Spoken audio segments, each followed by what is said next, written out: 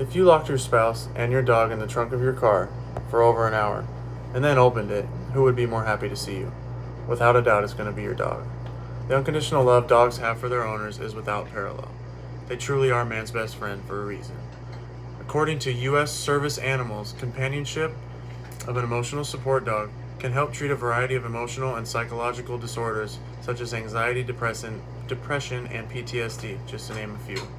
And an impressive 93% of animals told Petpedia that veterans and people with PTSD should be provided service animals. With 62% of inmates released between 2017 and 18 returning to prison by 2019, it is obvious we need to think outside the box when it comes to the rehabilitation side of the California prison system. An abstract form of emotional and psychological therapy may be in order, and I'm here to show you an effective option. From March 2014 to March 2015, I found myself an inmate of San Quentin State Prison, prisoner AU 3990, and I'll never forget that number. San Quentin at the time had the most inmate rehabilitation programs of any prison in California. Convicts had access to college courses, skills and trade training, along with music programs and churches of every denomination or religion. I have seen with my own eyes the value in not only teaching prisoners new skills, but giving them a purpose as well. Today I implore you to stand up and support the Bridges and Pathways of Courage Foundation's Prison Dog Project, not only with your dollar, but with your voice as well. With the rate of mental health disorders among the world's prisoners, new forms of therapy should be considered. Prison Dog Project has programs in prisons all over the U.S., Canada, and countries all over the world. And here the inmates learn how to care for these animals. With these new skills, these inmates can hit the ground running when they're in the free world, with new skills, responsibility, and even a new love for other life.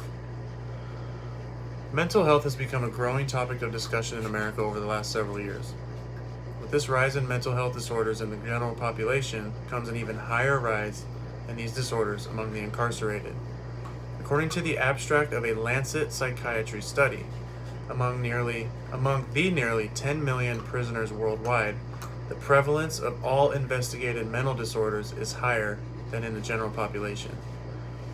These disorders are often part of a triggering sequence that leads to violent outbursts or compulsive activity, landing them in jail or prison, as was found by the very same study by Lancet Psychiatry. While most of the programs that I witnessed in action in San Quentin were great, there still seemed to be a lack of responsibility training among my fellow inmates. It feels like a way to instill these traits of caretaking and pride in a life dependent on you may be just what convicts need to see light at the end of the tunnel, to feel like they have a chance at change. We need to shine a new light on rehabilitation in the prison system. To satisfy this need for a new look on rehabilitation, the Bridges and Pathways of Courage Foundation created Just the Right program. Starting in 1981 at the Washington State Institution for Women, and leading to dog programs in 10 of the 12 penitentiaries in Washington, with the other 2 homes to the state's 2 cat programs. That is not all. The prison dog program has now reached into prisons in many other U.S. states, Canada, and other countries around the world. The focus of this program, besides training and skills that they can take with them to the free world, involve taking care of something or someone other than themselves. Take it from me, selfishness is the root of all problems that lead to incarceration, and looking after these beautiful animals can be a huge lesson in selfless giving. What can we expect from a program like this? I envision a system that allows some inmates to learn new skills involving a life that depends on their care and responsibility and love. I see these convicts falling in love with these animals and gaining a new perspective on life, not just their own anymore. By spreading awareness of the prison dog program, and helping to grow their organization, we can expect change. We can expect these misfits to become a part of society by learning how to interact with it. Taking their animals to the vet, maybe socializing them at a dog park or on a hike, can all be ways to get back into normal society.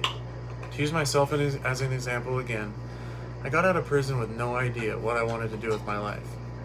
And while over the last few years I did not find a career in the animal field, I have developed a love and passion for nurturing and training my own furry friends. I now have made a commitment to training my Belgian Malinois, Coda, every morning, every day after work, and sometimes every night. It is true that I was never a part of this prison dog program when I did my time, but imagine if I would have been able to realize this passion before I even hit the streets running. Now that we've made a difference, I ask you again to stand up and support the Bridges and Pathways of Courage Foundation's Prison Dog Project, not only with your dollar, but with your voice. We touched on the prevalence of mental health disorders among the incarcerated population. We became aware of this amazing Prison Dog Project program.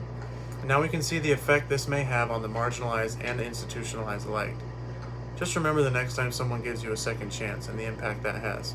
We all deserve a chance to change.